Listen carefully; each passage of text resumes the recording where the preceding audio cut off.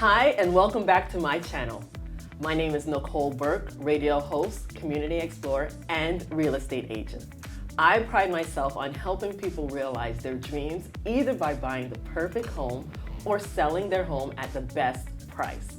The world of real estate can be a dynamic one with many entities getting involved, so I thought, in honor of Women's History Month, why not bring on some truly impactful women that work alongside me?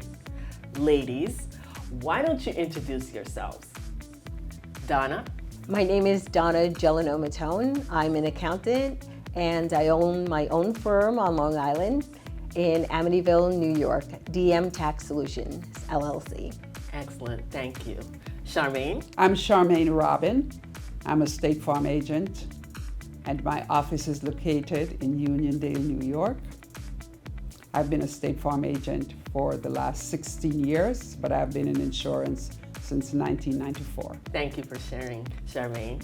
And last but not least, Lauren. I am Lauren Zambelli-Davis, as known as the Mortgage Mama. I have two little boys, and I am a loan officer here at Cliffco Mortgage in Uniondale.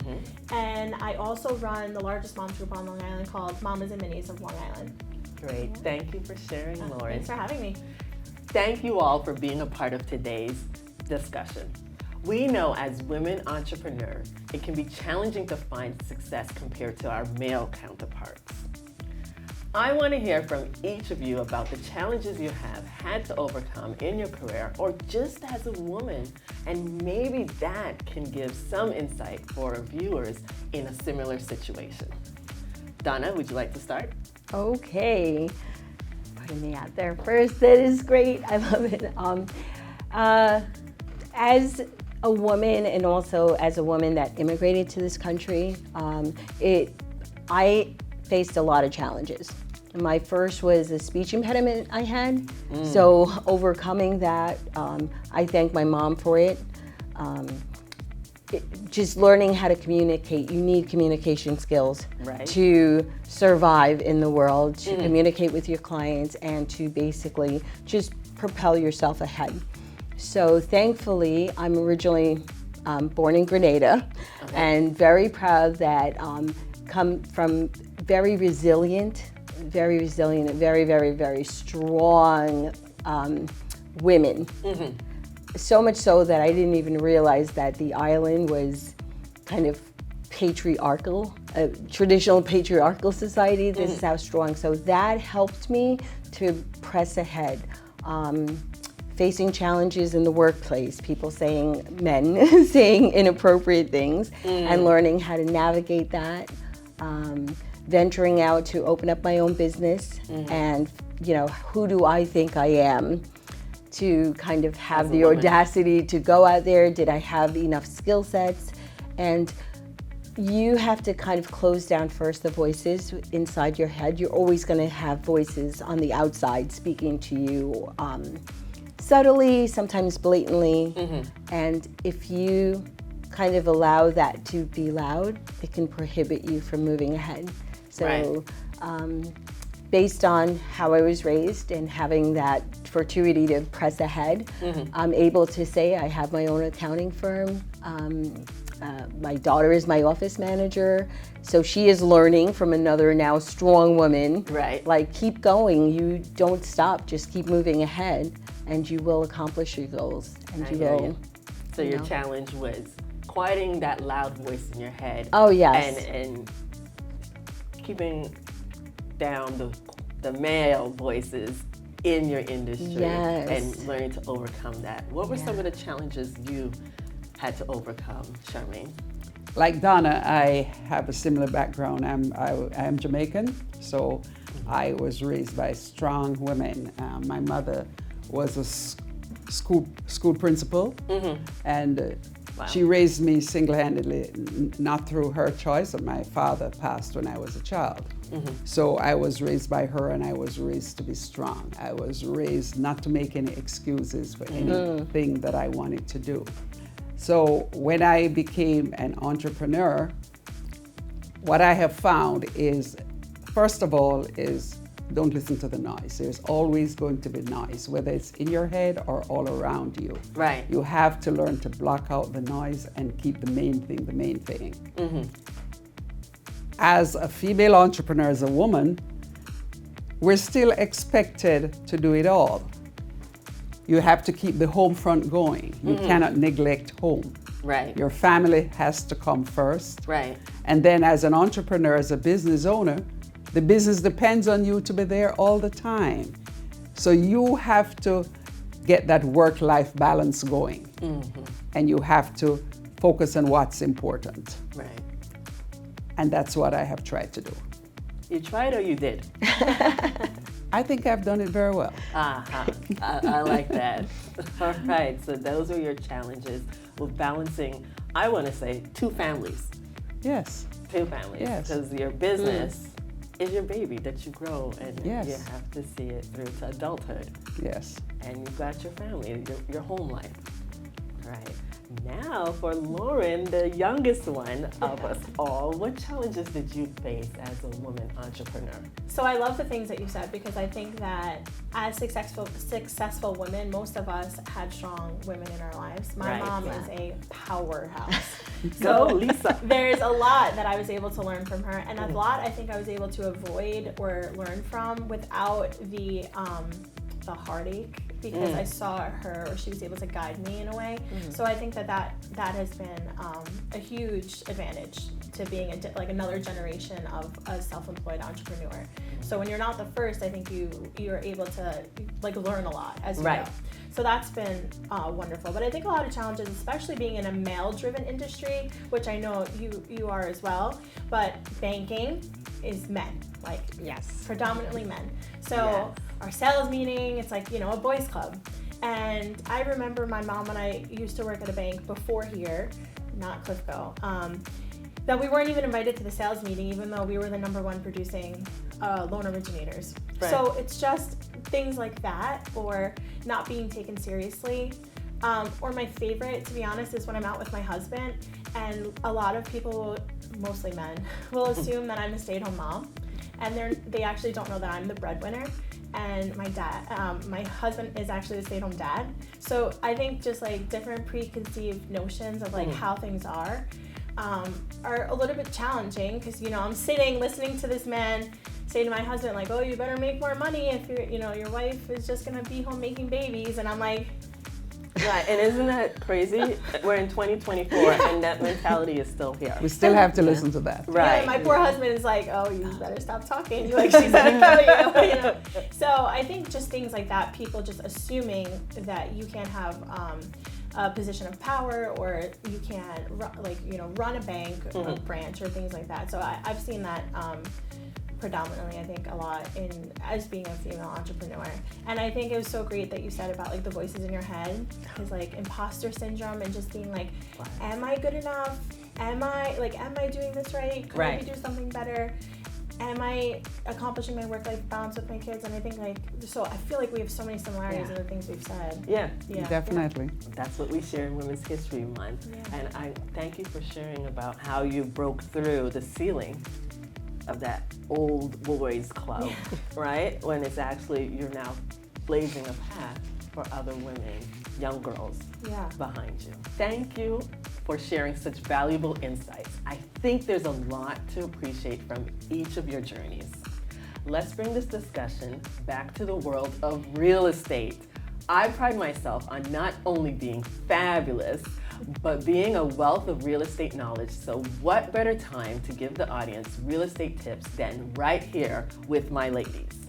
What are some tips from your respective fields you can give our female viewers that will help them in either their buying or selling journey?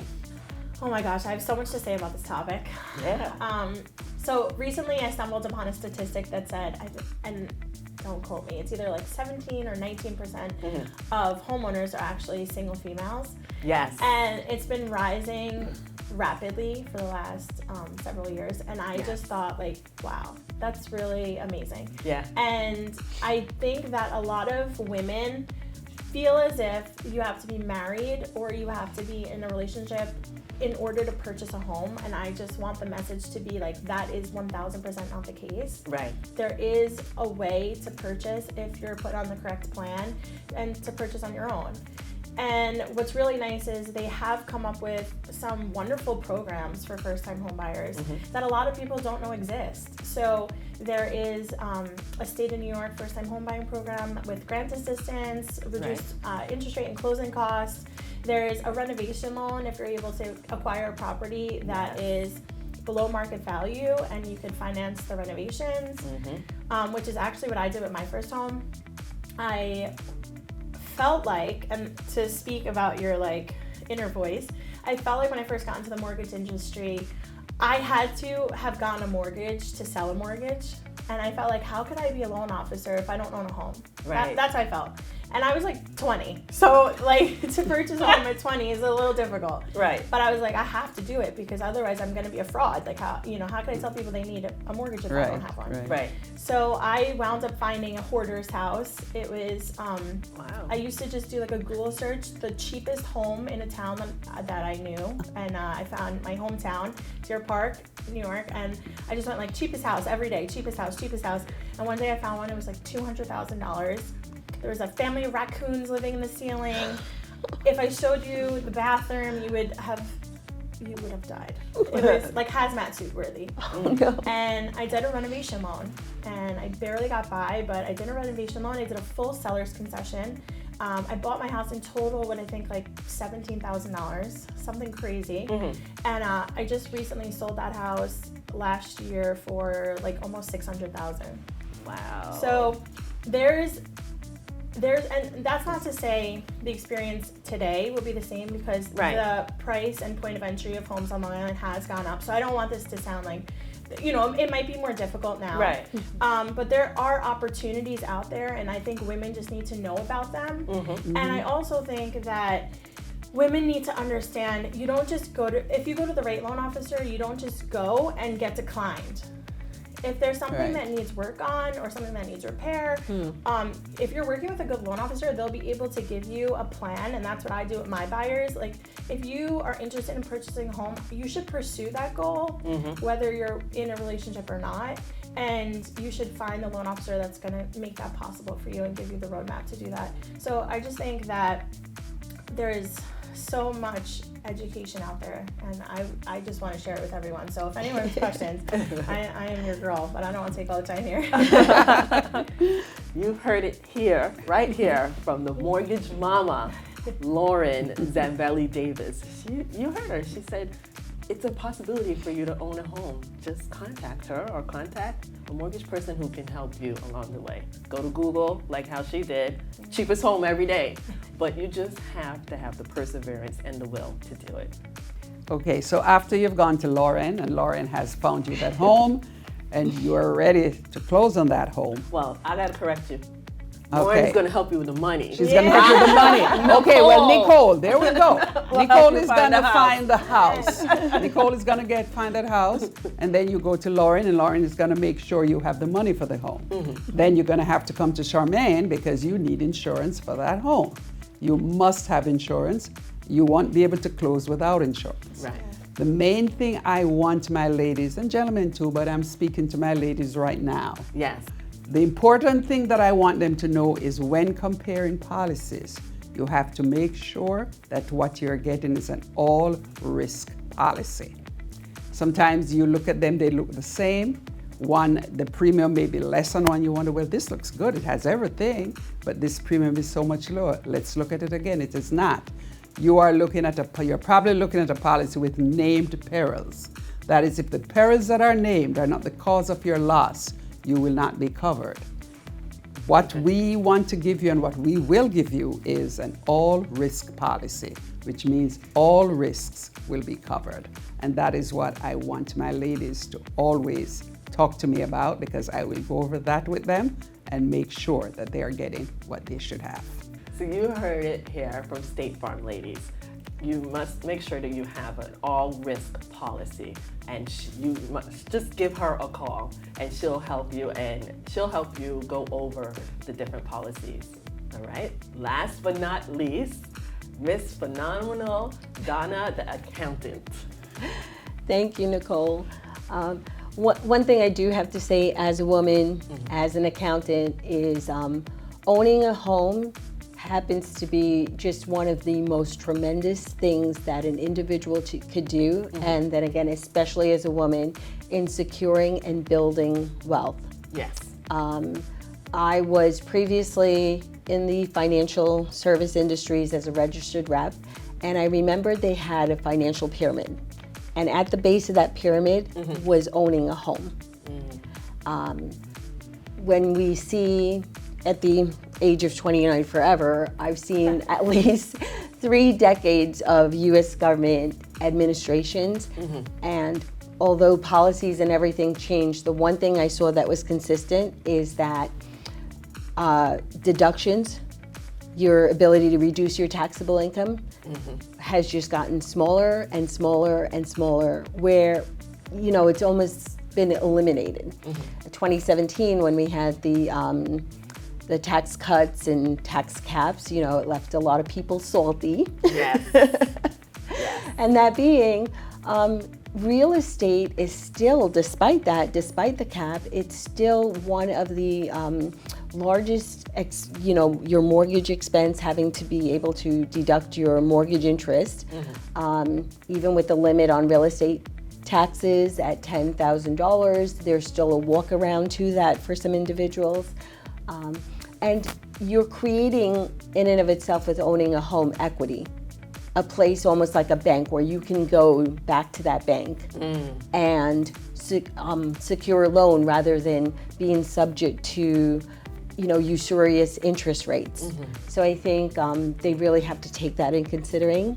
I do help my clients understand their closing statements, the deductions that's on there for prepaid points, for taxes that have been paid at closing, as well as understanding if they are in a position to look to another house, whether they're flipping or whether they're looking to sell, that, you know, occupying a house for at least 2 years does make sure that you get that $250,000 exclusion if you're alone, or $500,000 if you file a joint return with your spouse. So helping my clients navigate through that, I feel is really helpful. And again, I will just say, when you build on that strong foundation, it's easier to get to the top. I like that, the foundation of a house and the foundation for your life. Yeah. So, and I like the point that you brought up. We talked about becoming homeowners, and you talked about after, when you do become a homeowner and you have that closing statement, make sure to see your accountant so they can help you get those deductions that you're that you should get. Yes. Thank you for sharing, Phenomenal. You are welcome. Donna, the accountant. My name is Nicole Burke, and with me are my friends Donna, Charmaine, and Lauren. If you need expert advice on all things real estate, don't hesitate to send me an email and follow me on my social media, and I will do my best to guide you. Have a wonderful day.